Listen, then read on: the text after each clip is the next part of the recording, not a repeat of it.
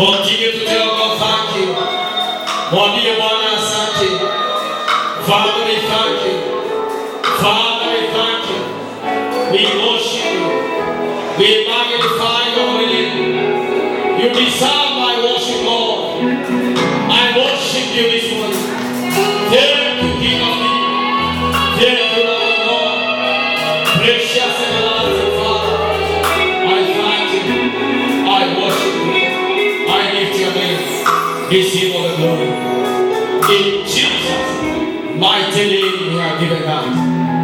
Lift your hand and say, Father, the name of Jesus, give me more grace as I serve you today. Say again, Father, the name of Jesus, give me more grace as I serve you today. Go ahead and make it your prayer. You are telling God, give me more grace. Serving God is grace. 1 Corinthians 15:7. Paul was saying, what I am is by grace. Father, give me more grace. As I serve you today, give me more grace, Lord. The grace we need to serve you. Increase the grace in this service. We thank you for the grace. We thank you for that grace that you have released us now. In the name of Jesus. Father, we thank you. We magnify your holy name. Thank you, mighty God.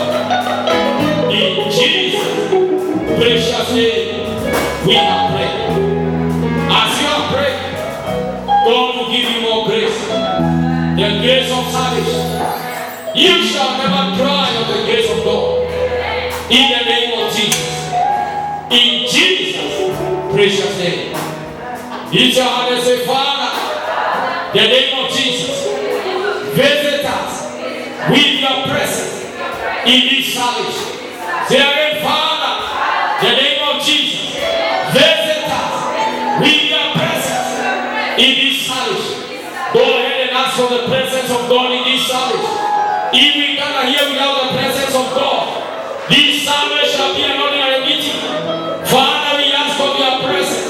As we are gathered in this house, we ask for your presence. We ask for your presence. Let your presence reign in this house. We ask for your presence, Father. In every area of service, every area of service, every area of kingdom service, I ask for your presence. Let your presence reign in this house. Let the presence of our spirit. Let your presence, my Father. Let your presence reign. Let your presence reign. Father, we thank you for your presence in this house. We magnify your holy name. We give you the praise. We give you the honor. In Jesus' mighty name we have given that. As we have prayed, the presence of God is already present in this house. It shall continue to be present. In Jesus' precious name. Go ahead and thank God for hearing and answering our prayer.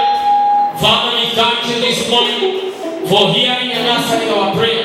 We magnify your holy name. Thank you, Lord. We give you glory. In Jesus' precious name, we have given thanks. Let's put our heart together for the Lord. Welcome and congratulations. This morning, we are very much grateful to God for what God has done in our lives. We really appreciate this far the Lord has taken us all the way from January up to the month of December. We cannot say it is our effort. It has costed the hand of God. Welcome this morning in our morning service, worker service, and we shall be blessed in Jesus' mighty name. I want to speak about the right attitude toward money. Right attitude toward money. Remember, we are looking at the secret of continuous growth. Esawaka, secret of continuous growth, Esawaka. And we say we have spoken many secrets, but we are saying you need to grow in giving. Growing in giving is where we are. And today we are looking at the right attitude toward money. We say it is good to grow in your giving as a worker. When you are serving God, desire to grow in your giving. Don't just give the same level. The level you are giving the year 2020, the year 2019, should not be your level 2022. That level should be changed in the name of Jesus. But it is about your attitude. Ni vile huwa unaona mambo ya pesa. Watu wengine mambo ya pesa ikiongewa kanisani wanaona kama ni mambo ambayo yanastahili. Lakini nilisema katika Biblia, katika neno la Mungu, Yesu aliongea sana habari ya pesa kuliko alivyoongea mambo ya mbinguni. He spoke more about money than he spoke about the kingdom in heaven. So we need to change our attitude toward money. You can be having a wrong attitude toward money. And if that shall be your attitude, the example God will never bless you when he is blessing others. That is why we need to change our attitude in Jesus' precious name. We have spoken about several attitudes, but today we want also to see a few. And we say one of the right attitude toward money is to have an attitude that everything belongs to God. What you have belongs to God. We also saw you need to have an attitude that you have to be good steward of what God gives to you. You are a manager. You are a steward of what God has given to you. We also saw you should not have money until you use your faith. That is what we say. Don't love money so much that you can do anything for money. We said also number 4. God expects you to be honest in all your financial dealings. Mungu anataka uwe mwaminifu kwa mambo yako yote ya kifedha.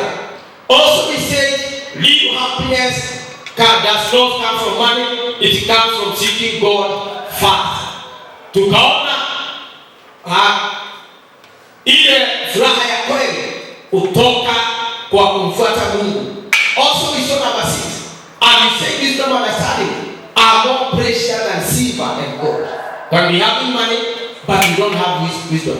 Number 7 today, that is where we are beginning. Attitude, right attitude toward money. You should not glory in how much you have. You should not glorify yourself in the much you have. That is our first point today. Haustahili kukaa kwa utukufu ya kile Mungu amekupatia. According to Luke chapter 9, the book of Luke chapter 9, Luke chapter 9, kitabu cha Luka 9. Luke chapter 9, we are going to see verse 23. You should not glory in how much you have. That is the attitude you need to have about money. Ya kwamba utukufu wako, kwa sababu kuna watu huwa wanaona utukufu wao uko ndani ya pesa. It came to pass, Luke chapter 9, we want to see verse 23. And he said to them all, if any man will come after me, let him deny himself and take up his cross daily and follow me.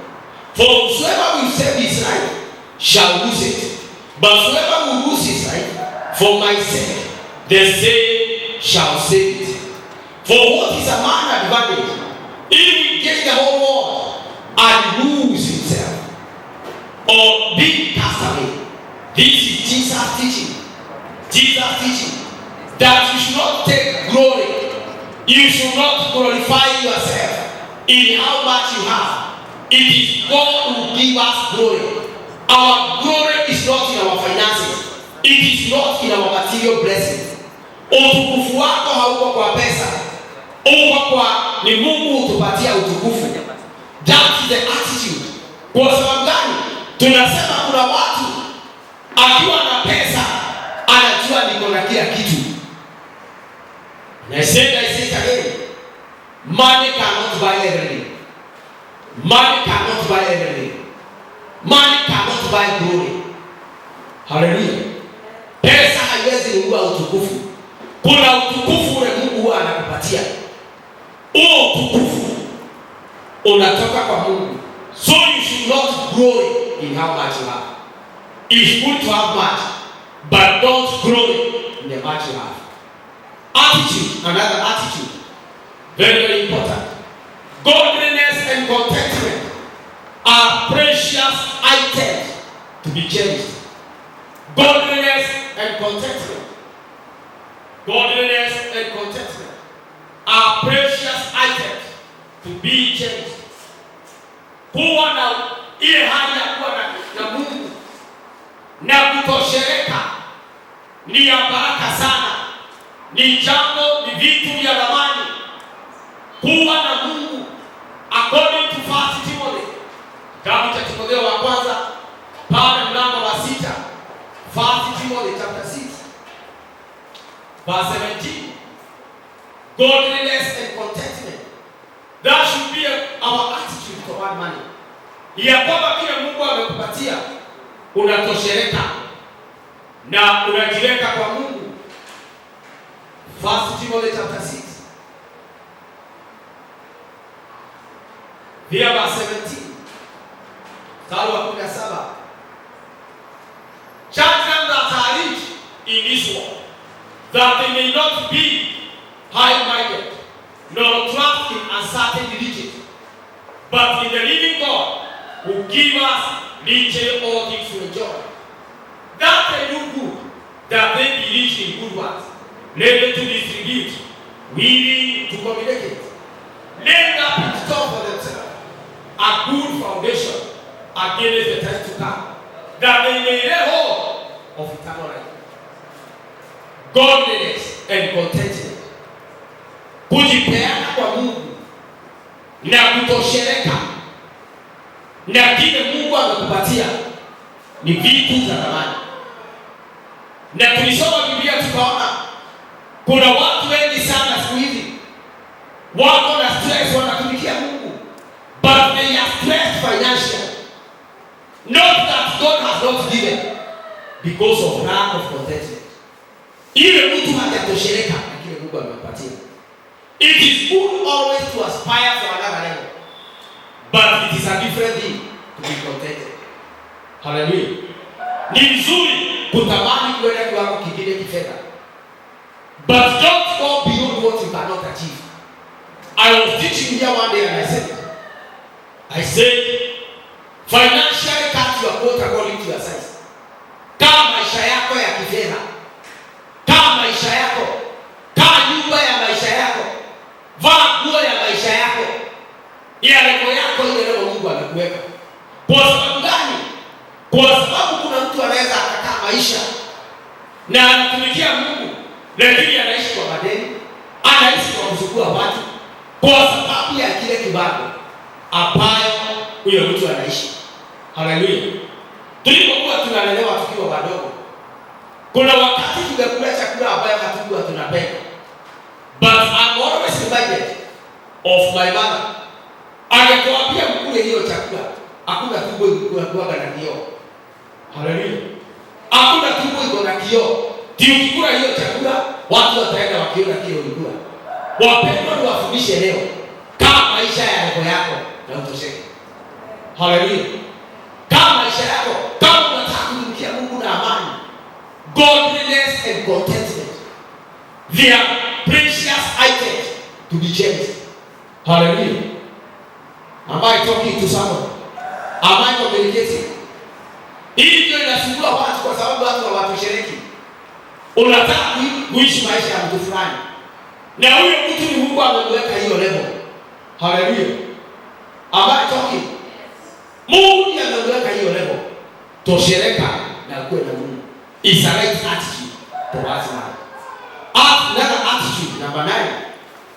It is more important to have good works than great riches. It is more important to have good works than great riches. Ni jambo la thamani kutenda kazi njema, kukuwa na kazi njema kuliko utajiri. Ili mawazo ambayo tunasema ukuwe nayo, it is more important to have good works than great riches. You can be rich and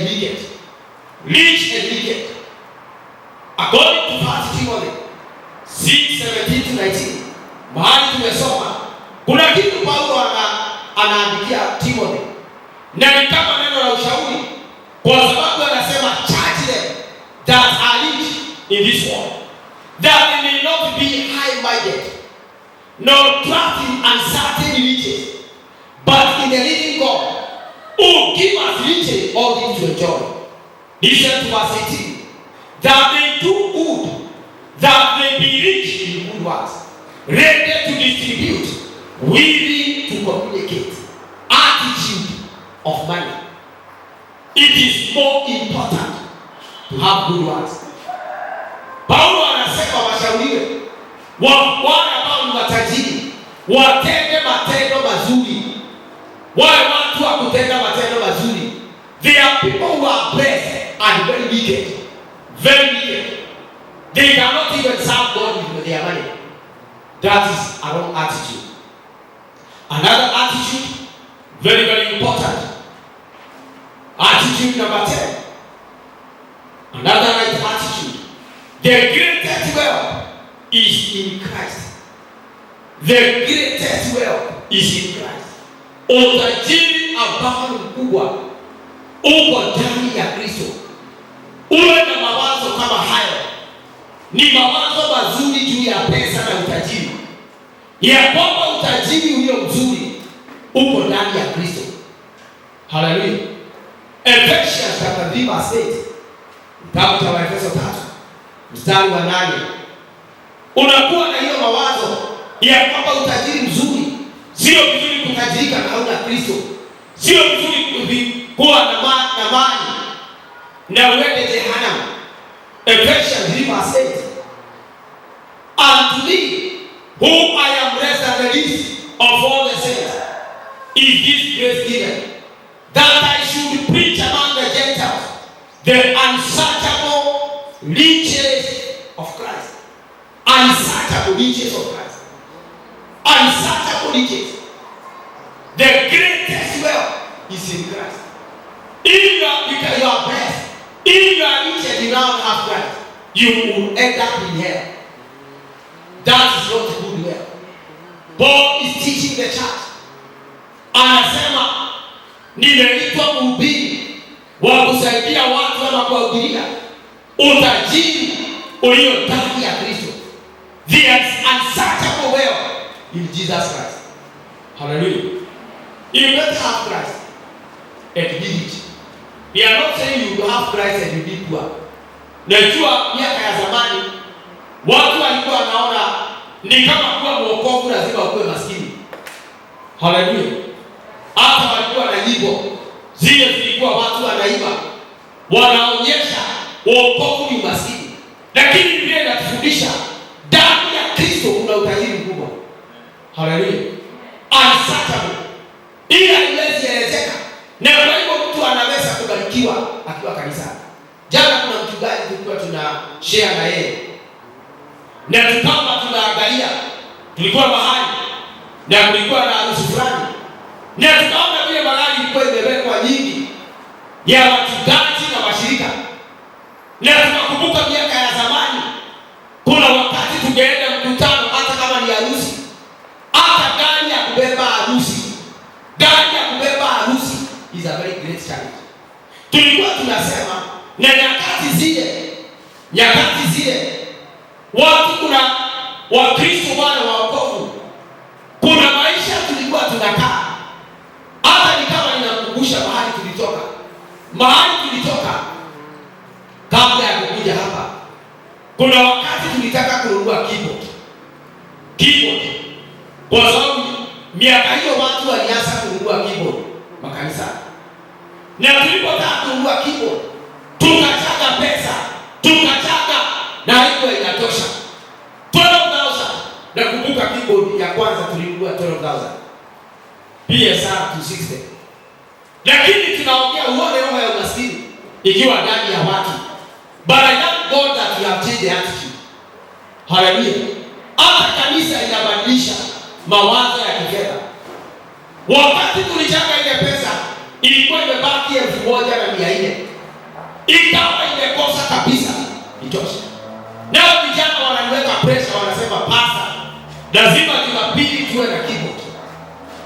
Naye mzee mmoja na alikuwa mzee wa kanisa akasema, hii pesa tusinunue hii kinada. Hii ni kutupa pesa. Wacha tununue zile ngoma. Wale wanajua zile ngoma ya kucheza. Sasa hiyo tulikuwa tunanunua 300. Akasema hii pesa sidi hiyo drum 40 tuwe tunatoa moja tu. Watu wametoka kwa kasuba baya. Haleluya. Lakini leo tunaombea kanisa. Mungu atubariki tukue na magari mazuri, tukue na baraka aina zote, na tukue na Kristo. Haleluya. Am I talking? We are saying this an attitude. Kwa sababu kuna watu wako tuliongea wrong attitude. Na ndio nasema kuna watu wana kasuba baya. Anaona ni kama ukibarikiwa. Tulikuwa tunaongea kwa sababu hali tulikuwa. Kuna mtu mmoja alikuwa ameongea mahali. Akasema hiyo kanisa ni ya devil worship. Kwa sababu watu wamebarikiwa. Magari zimejaa. Nikawa niambia wewe mchungaji, wale wanaongea hivyo sio watu wa dunia. Si walevi. Ni wale waokovu lakini wako na wrong attitude toward money. Hallelujah. Unajua kuna watu waamini Kristo anaweza barikiwa. My talking. Wakiona ukibarikiwa, wanasema huyo lazima akuwe ameingia Illuminati na mambo mengine. Lakini sisi tunasoma Biblia, John chapter 10 from verse 10. Huwa inasema kazi ya shetani ni kuiba na kuharibu na kuua. Shetani hakuna kitu anaweza akakupatia. Hallelujah. The greatest wealth is in Christ. The greatest wealth, unsearchable wealth, it is in Christ. Yesu ndiye ako na utajiri ule uwezi ukaelezeka. Na ndio tunasema Mungu atubadilishe mawazo, ndio tuone ya kwamba ukiwa na Kristo unaweza kubarikiwa until heaven is the limit. Hallelujah. You can be blessed up to any level. Bora tu usiache Kristo. Kwa sababu jambo lingine baya nayo ni Kristo akibarikiwa. Akifika mahali pia kile Paulo anasema, I'm stressing this point for a reason. Ukiona vile anasema First Timothy hiyo tumesoma, anaongea na wale watu ambao wametajirika, verse chapter 6 verse 17. Na nilisema kila mmoja wetu ni tajiri, you are rich. Galia pia anasema verse 17, charge them that are rich in this world, that they may be not high-minded, nor trust in uncertain riches, but in the living God, who give us richly all things to enjoy. Hallelujah. The greatest wealth is in Christ Jesus. Unsearchable. Utajiri ambao huwezi ukaelezeka uko ndani ya Kristo. Hallelujah. May God change our attitude in the name of Jesus. Hata ninaongea na watu hapa, labda hata wewe ulianguka kwa majaribu siku moja ukasema, na huyo mtu anaabudu shetani kwa sababu ulimuona na gari nzuri. Ulimuona na nyumba nzuri. Sema Bwana nisamehe.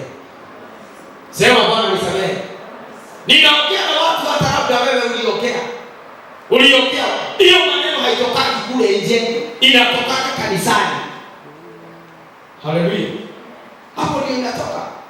Naanza kusema mambo kama hiyo. Na hiyo tunasema tubadilishe attitude. Mungu atubadilishie attitude toward money as we are serving God. Hallelujah. Attitude number 11. Greed and covetousness of what others have is a sin. Greed, G-R-E-E-D, greed, urafi, and covetousness. Covetousness ni ile kutamani vitu za watu. Greed and covetousness of what others have is a sin. Have such a kind of mindset, such a kind of attitude. Greed and covetousness of what others have is a sin. Ni vibaya sana kuwa mrafi na kuwa mtu ambaye anatamani zile vitu zingine watu wako nazo.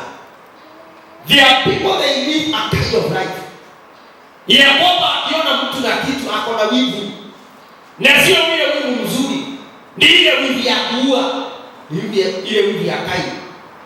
Is a kind of jealousy. But our attitude is the one money. You should not be greedy. Usikue mtu mrafi. Yaani kila kitu ni pesa. Everything is money. Everything is money. Kuna wakati tuliona kwa Biblia. Na kama hukuona wacha nikwambie. Niliona kisa moja ambayo ilinihuzunisha sana. Ikanihuzunisha. Mtu alipelekwa hospitali akiwa hali mahututi. Na yule daktari akasema kabla nimtibu, I need 200,000. If you don't deposit such a kind of money, hapa hakuna matibabu. And that man died at the casualty because of money. Hallelujah. Sio ni mambo ambayo hufanyika.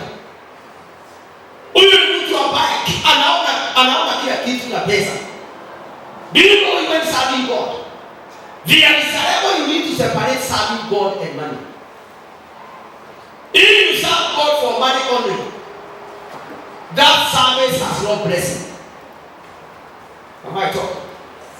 Kuna watu kwa sababu ya ulafi, greed, hata akiona watu na vitu anazitamani tualeo, hata huyo mtu anaweza kufanya chochote ili aweze kuchukua hiyo kitu.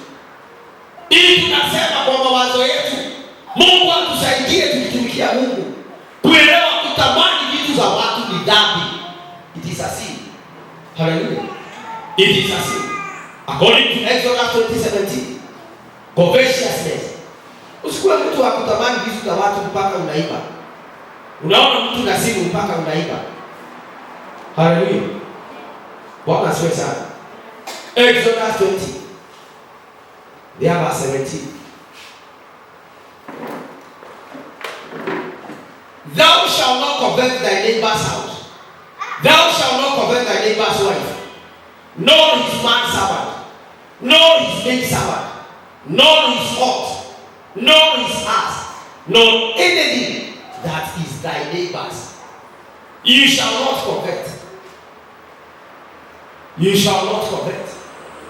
Hautatamani mpaka mchukue kitu ya mtu. Na ninaongea hivi kwa sababu tunatumikia Mungu. Nakumbuka 2017 wanalika wetu hapa walienda mkutano fulani kule Ruiru.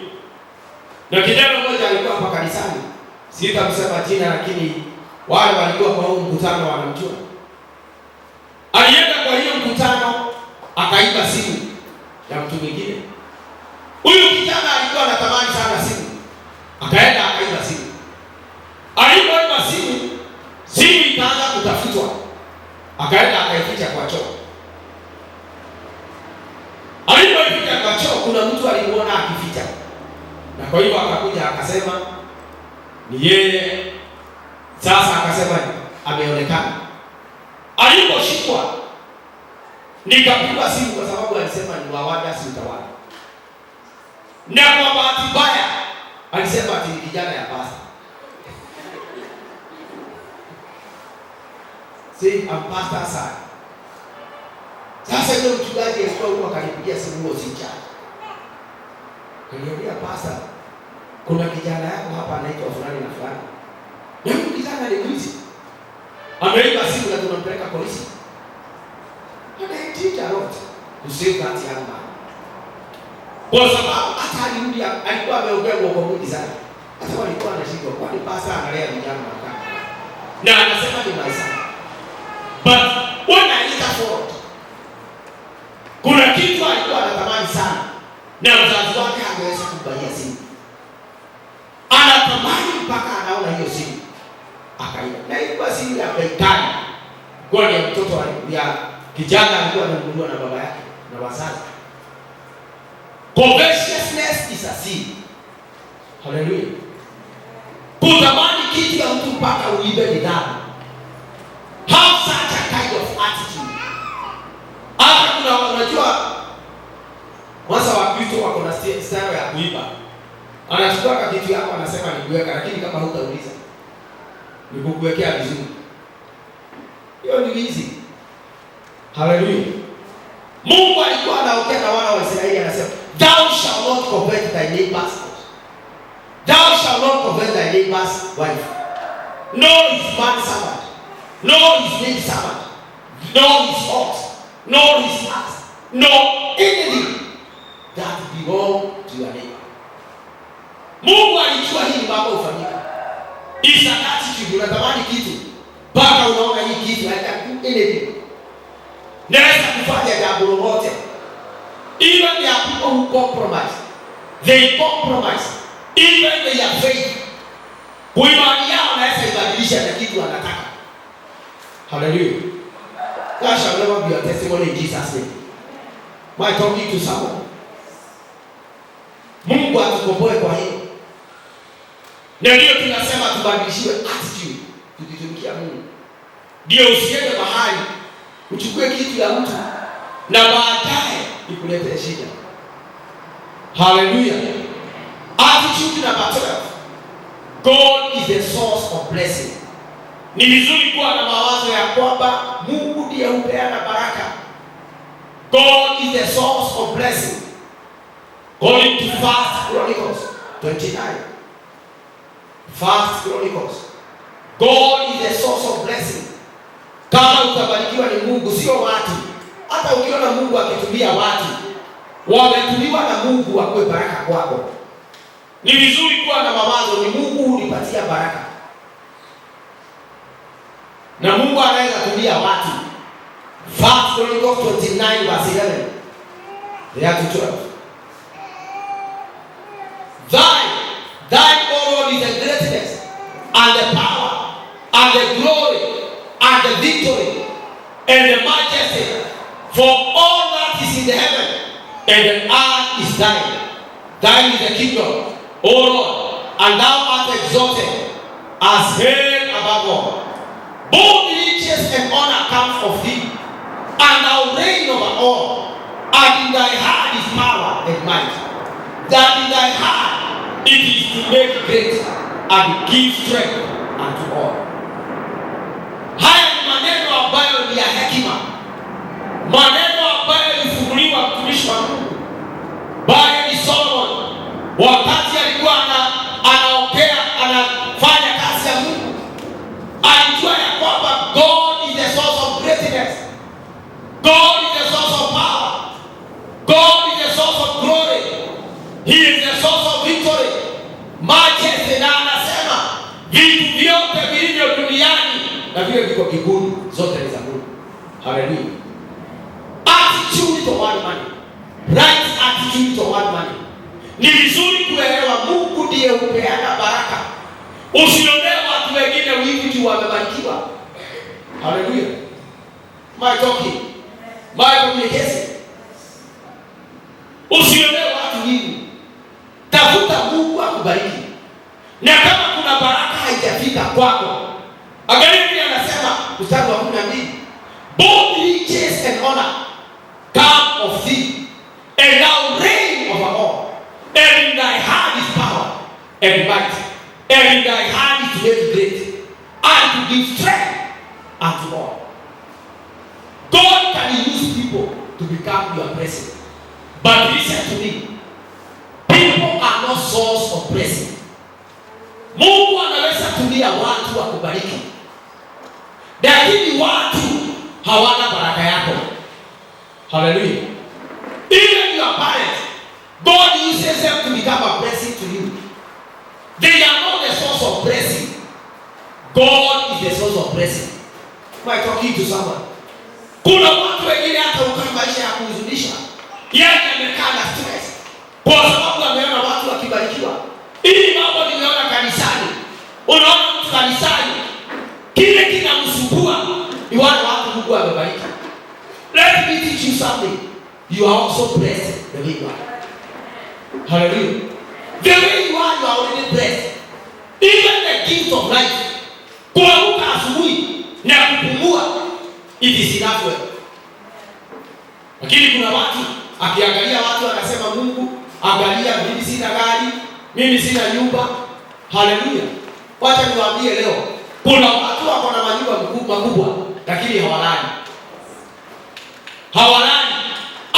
nyumba kubwa, security iko nje 24/7, but money cannot buy sleep. Unajua watu wengine hapa ni kuamsha kumeamsha. Uliana saa 3 nilitembelea mzee mmoja siku moja. Nikamtembelea kwake masaa ya kitu kama saa 8 ya mchana. Akaniambia basi sasa hivi nimeamka.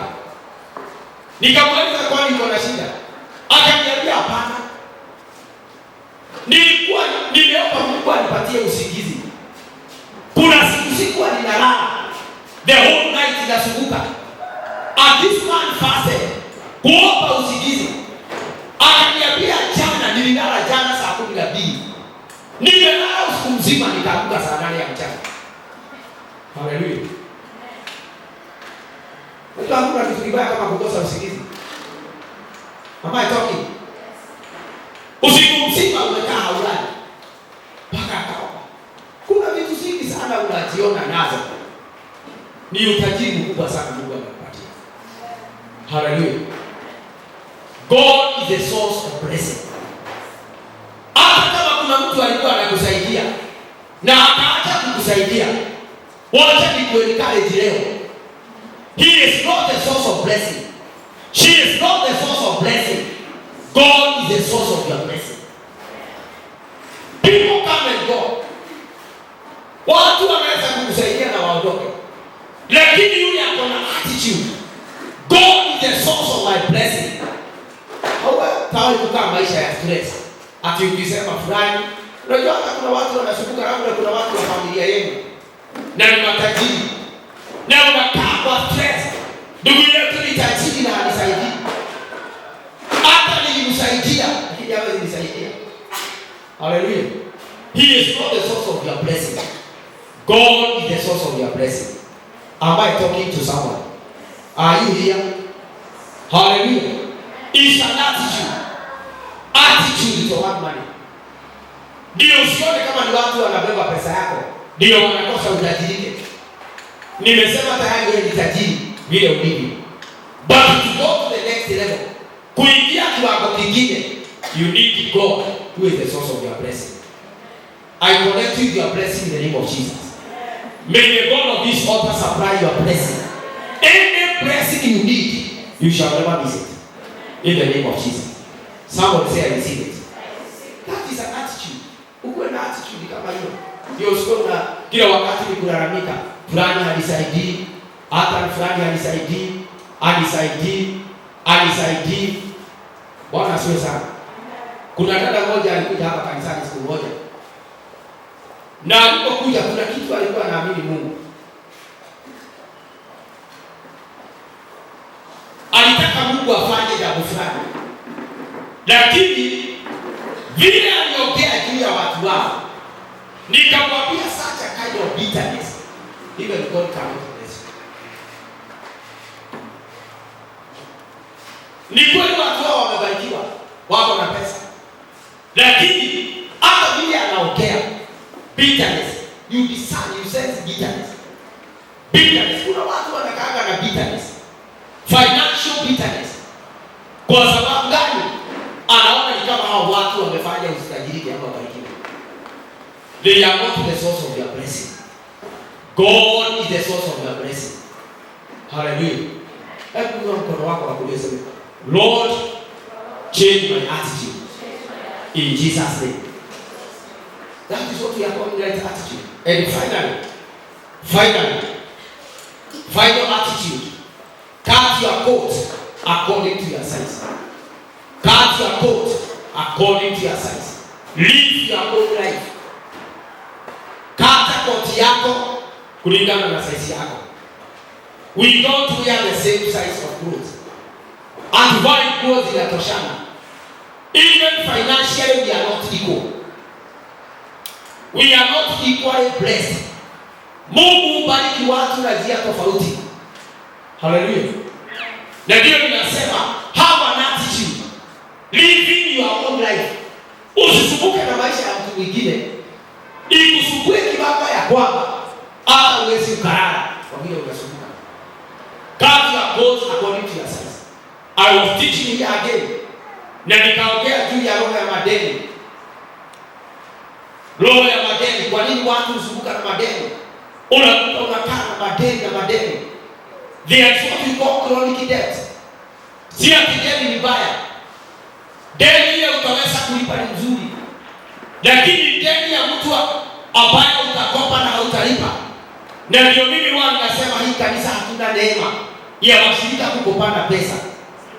Neema hiyo hatuna. Kwa sababu gani? The same God who has blessed that brother can bless you. Hallelujah. Huyo unaona ako na pesa. Kwa sababu ile pesa utakopa na hautarudisha. Huyo mtu kama ameokoka, na niseme hivi, kwa sababu wa Kristo sisi ndio tunakuwa na hii attitude. Huyo mtu nikikopa ni Kristo. Anaelewa. Pesa haina Mkristo wala mtu ambaye sio Mkristo. Pesa ni pesa. Pia jirani yako, pesa ni pesa. Ukikopa pesa ya mtu lipa. Hallelujah. Am I too hard? Lakini unaweza kutumikia Mungu na madeni ya watu. Hata unafika mahali unaona kile ninaweza kufanya ni kuhama kanisa. Hata kuna watu wamekosa watu kanisani. Wakitumikia Mungu kwa sababu gani? Ulikopa pesa ya mtu na haukulipa. Saa ile unasimama pale kujama akikuona. Kwanza wacha aone umetengeneza nywele mpya. Uko na elfu yake B na nywele ni ya 1000 anasema. Si angenipatia hiyo 1000 anyoe.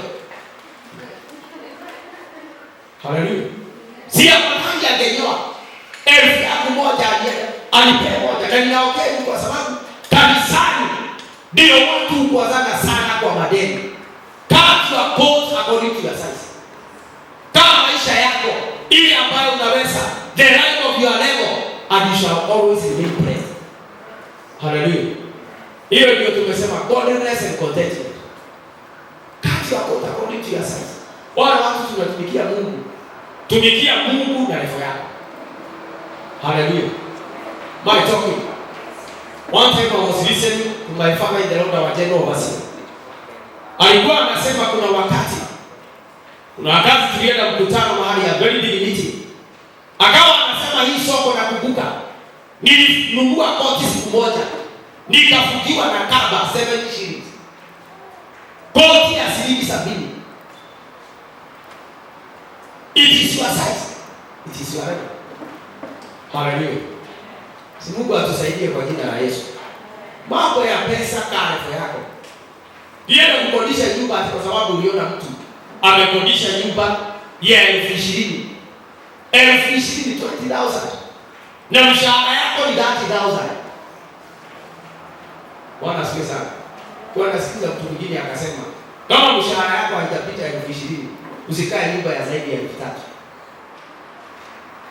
Hallelujah. That is your size. And be very comfortable. Na nimesema hapa nikasema, hata kama jana, kwani hapa kuna mtu tunaweza kujua alikula nini? Hatujui. Hata kama ulikula ile maboga hiyo na dini. Sasa hata siku hizi watu wanaambiwa wasikule nyama. Hallelujah. And I thank God. God knows how to balance this. Hao watu wengi unaona wako na pesa. Hawakuli nyama. Hata kuna mahali because you know you are debt free. Hallelujah. Hallelujah. Nimesema ile deni huwezi ukalipa. Hiyo ni deni mbaya. Ile deni utalipa hata kama ni kwa bank, enda uchukue, itakusaidia. Lakini madeni utalipa, cut your coat according to your size. Hallelujah. Watu wangapi wanasikia hiyo neno imewaingia? Na hata kama uko hapa uko na madeni, jikase tu inue mkono. Hallelujah. Unajua ni kujikasa kwa sababu unasema sasa ninainua na vile niko na deni ya mtu fulani. Hata kuna watu uko na madeni ya watu. Mpaka kuna watu kuna njia upitaji. Kuna barabara huwezi kupita ukienda town ama hiyo estate. Kuna duka huwezi pita. Sasa huyo mtu kama hajaokoka ataona wokovu lini? Hallelujah. Si Mungu atukomboe kwa jina la Yesu. Sasa roho ya madeni tukombolewe. Tukombolewe kwa jina la Yesu. Deni zile huwezi kukalipa. It's very sad. Cut your coat according to your size. It's the right attitude toward money. ninafundisha habari ya pesa kwa sababu hata kutumikia Mungu, even serving God, we need money. We cannot serve God without money. Hallelujah. Mungu tunaweza kuwa na kila kitu na wokovu na tunaomba, but money is key in kingdom service. It's my prayer that God shall continue to bless us financially. Mungu atubariki sana kifedha, but with the right attitude in Jesus name. Simama na Mungu yako sasa. Hallelujah. Unajua nilianza kwa kusema mambo ya pesa ikiongewa kanisani, watu hata tulikuwa na wrong attitude. Tulikuwa tunaona ni kama Wakristo hawastahili kubarikiwa. Na ndio nimesema usije ukasaidia shetani. Never help the devil or partner with the devil. Kusema mtu ako kanisani ambaye amebarikiwa na Mungu ya kwamba anaomba shetani. Hallelujah. Ndio Wakristo husema si hata wenye dhambi. Usije ukaongea hiyo maneno. God is the source of blessing. Kuwa unajiombea ubarikiwe. Na nimesema tayari wewe ni tajiri. Vile ulivyo ukaamka, maskini ni yule ako kwa kaburi ama ako moja. Huyo hawezi akafanya, hakuna kitu anaweza. But to you, a miracle can happen. Anything can happen to change your life. In the name of Jesus. Inua mkono wako usema, say Father, the name of Jesus. Change my attitude toward money. Change my attitude toward money. Go ahead and make it your prayer 1 minute. You are telling God, I pray, the name of Jesus, change my attitude toward money. The way